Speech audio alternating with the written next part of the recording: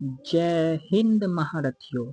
मैं सूरज कुमार और आपका स्वागत है सौर परिवार वाले क्लास में।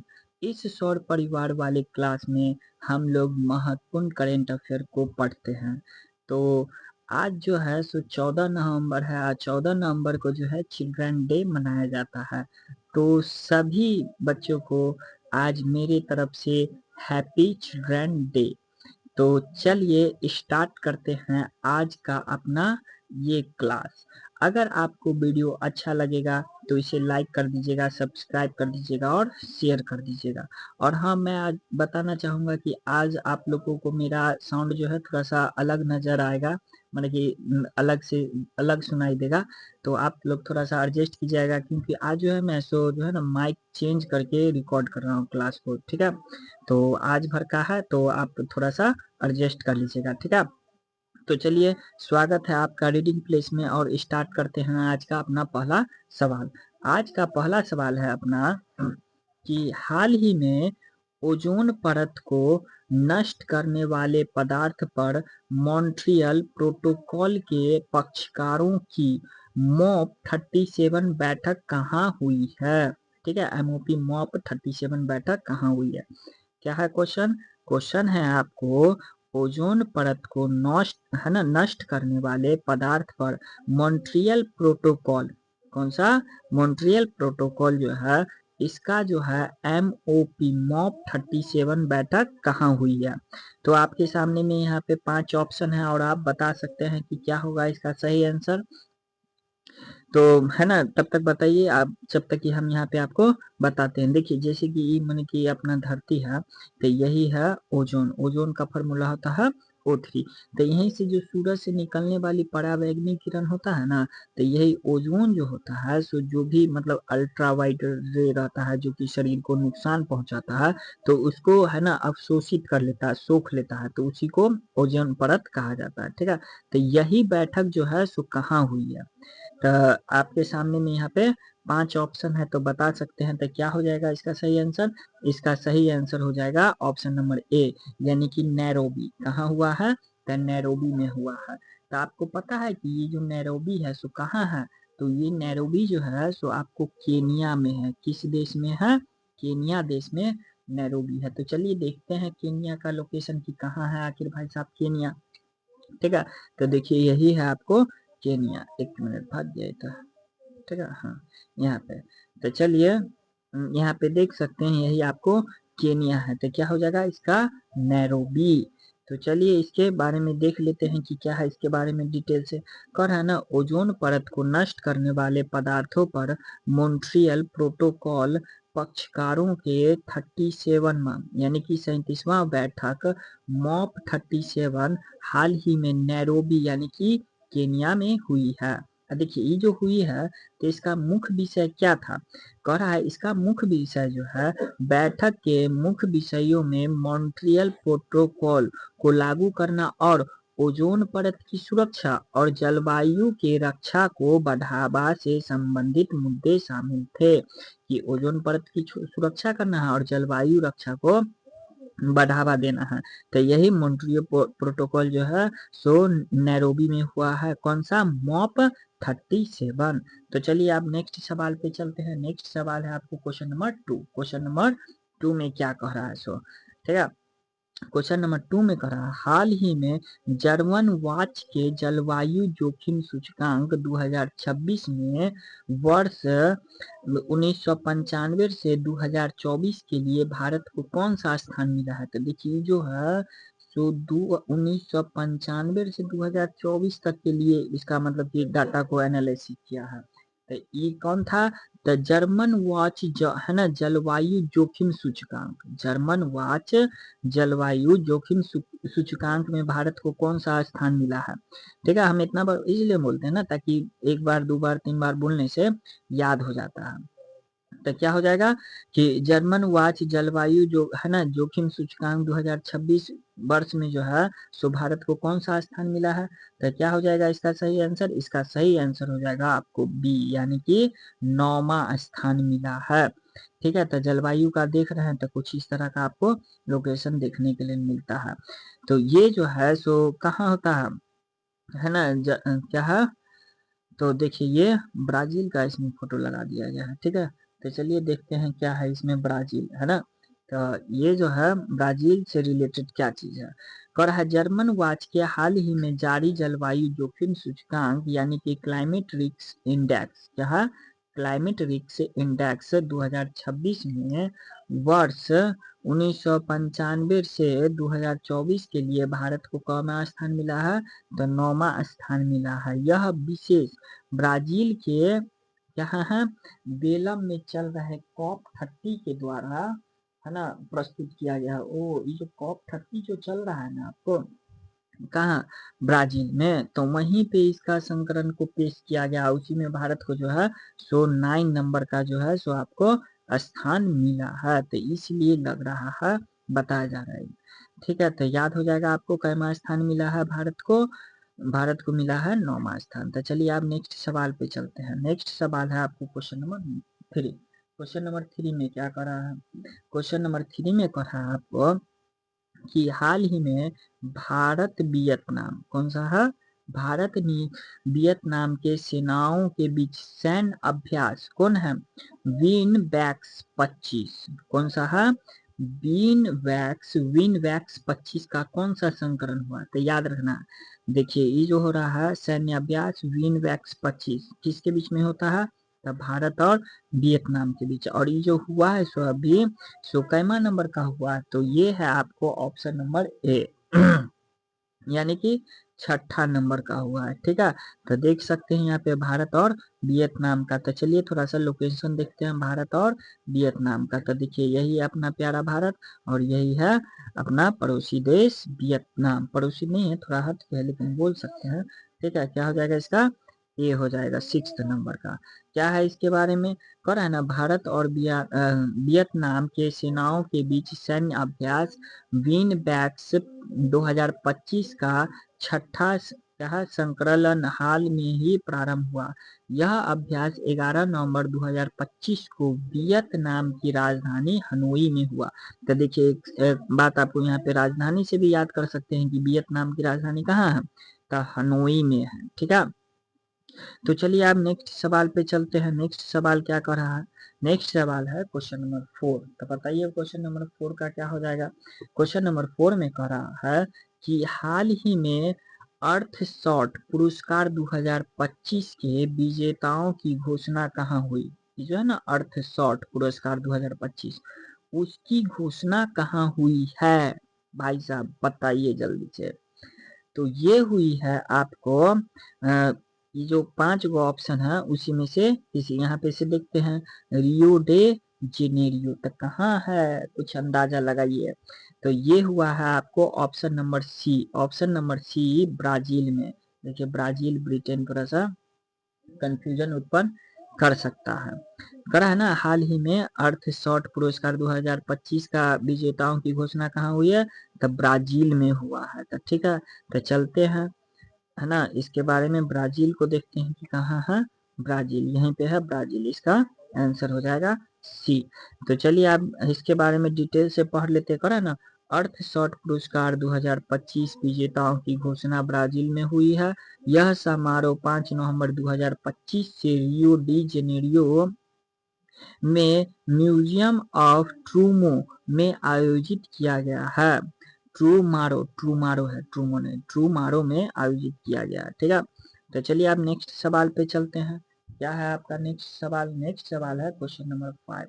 क्वेश्चन नंबर 5 में कह रहा है कि हाल ही में वर्ष 2024 के लिए छठा, है ना, जल पुरस्कार में किसे सर्वश्रेष्ठ राज्य का पुरस्कार मिला है, यानी कि ये जो है हाल ही में 2024 के लिए जो छठा राष्ट्रीय जल पुरस्कार हुआ है उसमें जो है सो किस राज्य को सर्वश्रेष्ठ पुरस्कार मिला है। देखिए ना कितना अच्छा फोटो बनाया अपना भारत का, एकदम झरना की तरह झरते हुए नेशनल अवार्ड, है ना, वाटर अवार्ड इंडिया, ये छठा बनाया गया है, कितना अच्छा से, बहुत अच्छा लोकेशन है।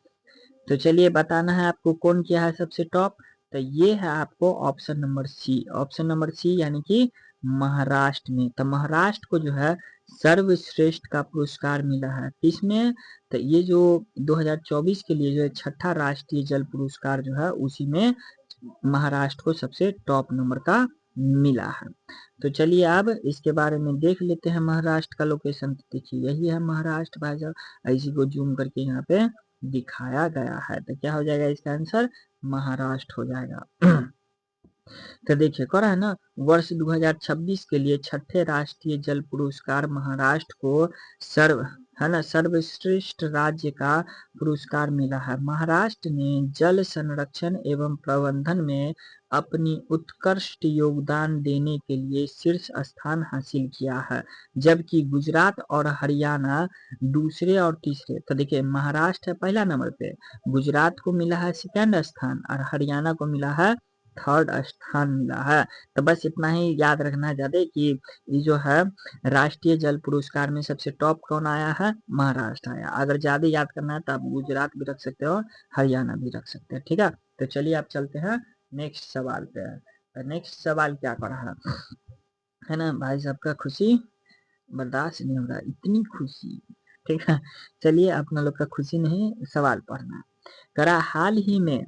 हाल ही में ऑर्गेनाइजेशन इंटरनेशनल डेस कंस्ट्रक्टर्स डी, क्या है क्वेश्चन है आपको, हाल ही में ऑर्गेनाइजेशन इंटरनेशनल डेस कंस्ट्रक्टर्स डी ऑटोमोबाइल्स यानी कि OIAC का नेतृत्व करने वाले पहले भारतीय कौन बने हैं? तो ये बने हैं, क्या बात करते हैं, ये बने हैं।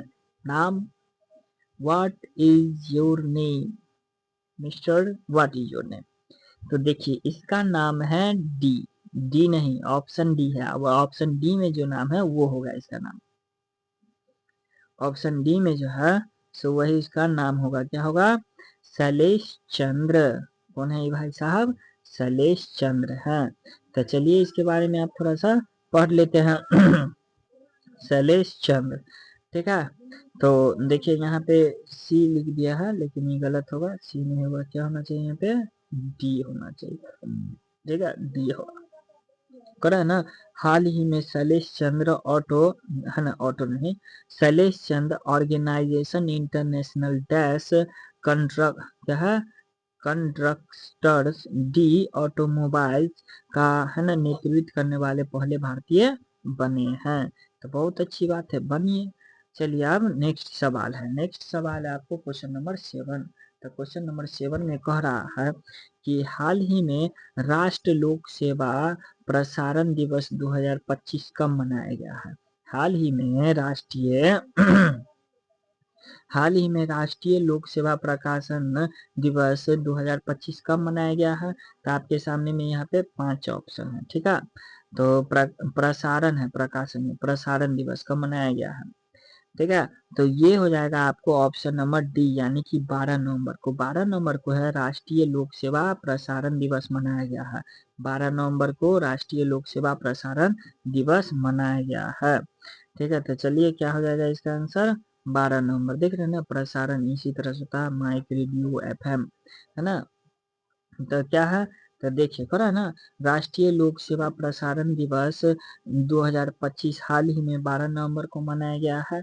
इसका इतिहास क्या है? तो कह रहा है यह दिन 1947 में राष्ट्रीय पिता महात्मा गांधी के दिल्ली स्थित ऑल इंडिया रेडियो करा स्टूडेंटों को पहली बार और एकमात्र याद, है ना, में मनाया गया था। तो ये जो मनाया गया था तो पहली बार मनाया गया था महात्मा गांधी के लिए।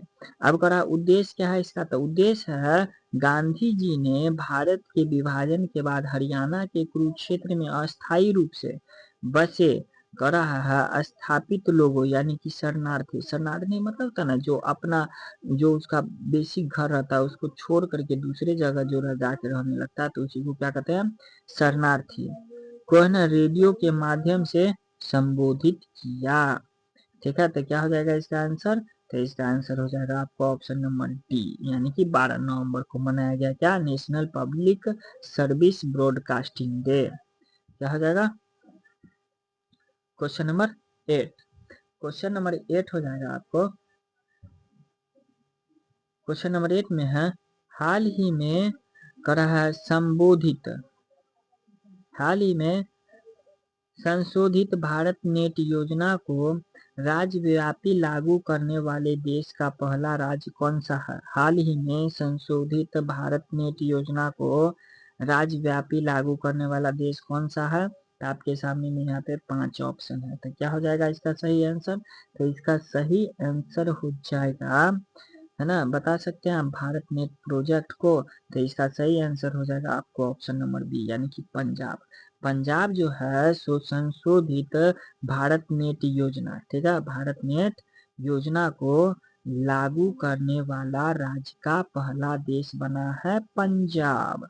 तो चलिए, उड़ता पंजाब, अपने लोग उड़ते हैं, ठीक है, यहीं पे पंजाब का लोकेशन है, ये देख सकते हैं यहाँ पे, ये पंजाब है। तो क्या है इसके बारे में डिटेल करा ना, हाल ही में पंजाब संशोधित भारत नेट योजना को पूरे राज्य में लागू करने वाला देश का पहला राज्य बन गया है।